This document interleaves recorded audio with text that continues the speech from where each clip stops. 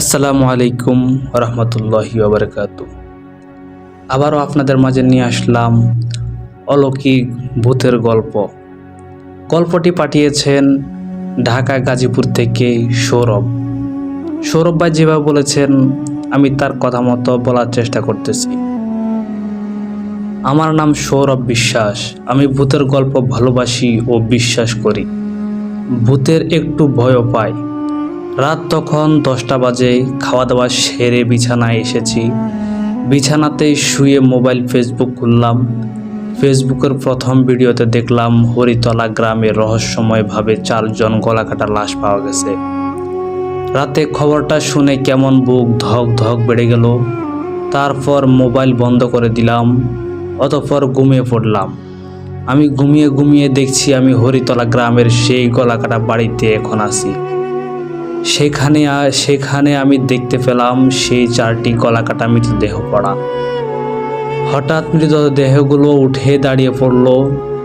দেখি হাড় হিম হয়ে গেল আমার। তারপর গলাকাটা মৃতদেহ আমার দিকে 4 জন 4 দিক থেকে আসছে। তাদের হাতে একটা ছুরি ছিল। তারপর তারা ছুরি দিয়ে আমার উপর আঘাত করার জন্য তুলল।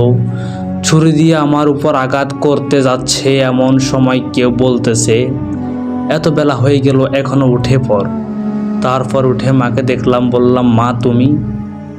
এটা স্বপ্ন ছিল, কিন্তু ভোরের স্বপ্ন মনের মধ্যে আতঙ্ক থেকেই গেল। মা তোমাকে অনেক ধন্যবাদ, না হলে আমি এখন মারা যেতাম। সেই 4 জন গলাকাটা। মা বলছে, মানে গলাকাটা? কি বলছিস তুই? তারপর আমি মাকে সকল ঘটনা খুলে বললাম। তারপর মা বললেন, রাম রাম। তখনই দৌড়ে ঠাকুর ঘর থেকে গঙ্গা জল এনে আমার গায়ে হাতে পায়ে ছিটিয়ে দিল। বাবা সাবধানে থাকিস।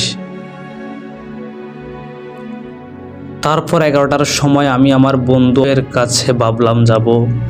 তারপর যাওয়ার জন্য 11টায় রওনা হলাম। ওদের বাড়িতে যেতে একটা ফাঁকা মাঠ পড়ে। আমাকে মাঠে যেতে কেমন যেন সায় দিচ্ছে না। মনের ভিতর কেমন ভয় ভয় লাগছে। ইচ্ছার সত্ত্বেও আমার বন্ধুর বাড়ি যাওয়ার জন্য যেতেই হলো। আমি ভাবলাম মাটিতে কি হবে। তারপর মাঠের মাঝখানে গেলাম। যা দেখলাম তা আমি কল্পনাও করতে পারি নাই। আমি দেখলাম সেই 4 জন গলাকাটা ভূত। ধীরে ভয়ে কোনো কিছু না ভেবে আমি একদিক দৌড় দিলাম, কিন্তু মাঠের ডিলে বেঁধে ঢাম করে পড়লাম। ক্রমে গলাকাটা লাশগুলো আমাকে দিকে এগিয়ে আসছে। আতঙ্কে আমার সারা শরীর কেমন অবাক হয়ে যেতে লাগলো। আমার পুরো কিয়াছে চলে আসলো। হাতে ছুরি নিয়ে, তারপর তারা ছুরি নিয়ে আমাকে মারতে গেল।